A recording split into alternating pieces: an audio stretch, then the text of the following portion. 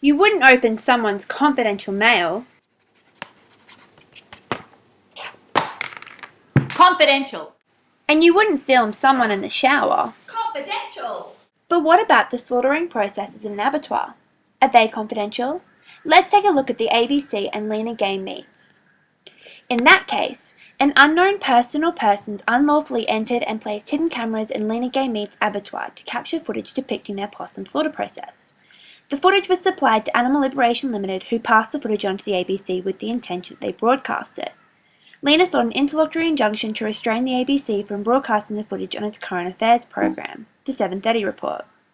Whilst the ABC was not involved in the trespass or the installation, it was aware that the footage had been obtained surreptitiously. The case made it all the way to the High Court, with Lenah claiming, amongst other things, the slaughtering process was confidential and broadcasting the footage would breach its confidentiality. The ABC claimed that Lenah had no cause of action against it, justifying an order preventing the broadcasting of the material. The court found favour with the ABC, with Justice Callanan dissenting, and Lenah's claim for an interlocutory injunction was refused. So how did the court reach this conclusion? Well, let's look at the elements of the law of confidentiality. We know from the case of Coco and A. Clark Engineers Limited that what we need is the necessary quality of confidence, information being received in circumstances which give rise to an obligation of confidence, and actual threatened use of information.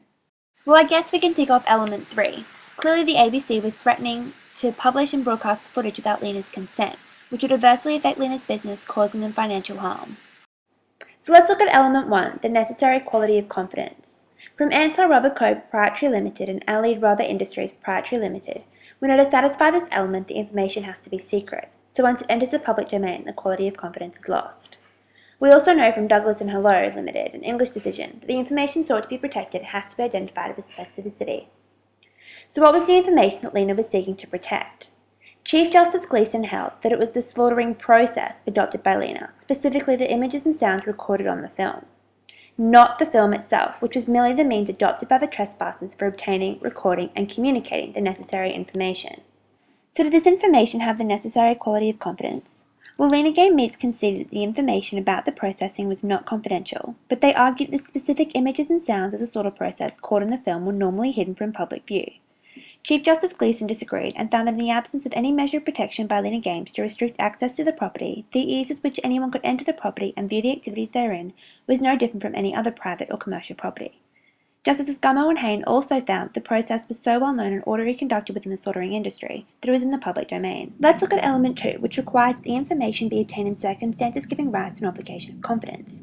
This includes where the information has been exchanged in a fiduciary relationship, or otherwise one of trust and confidence. Applicable here? Well, Chief Justice Gleeson said no, but Justice Callanan established a fiduciary relationship. Relying on equitable principles, he found that the ABC could not in good conscience use the film without permission of Lenah, in light of the way in which ABC illegally obtained the film and how broadcasting it would financially detriment Lenah to the advantage of ABC. So even though Lenah Game Meats conceded the information about the nature of the processing was not confidential and was not imparted in confidence, they argued that all information obtained as a result of trespass should be treated in the same way as confidential information. Here, Lenah Games is looking at another circumstance that gives rise to an obligation of confidence, where the information has been obtained improperly or surreptitiously. This includes by photographic surveillance of private acts, but Chief Justice Gleeson found that in these circumstances, even though the activities were filmed on private property, they themselves were not private.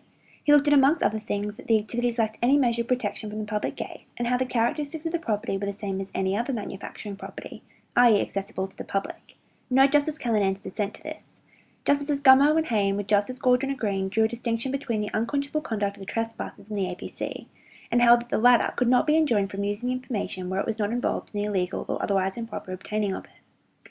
However, Justice Kirby dissented and extended the equitable jurisdiction to restraining even innocent third-party media defendants. So the slaughtering process was not Confidential. and the ABC would not be breaching any obligation of confidence upon publishing or broadcasting the material. In Obiter, the court looked at the public interest defence and how it is often erroneously relied on by the media. The court emphasised that upon relying on this defence, the media must draw a distinction between what is in their interest and what is in the public's interest.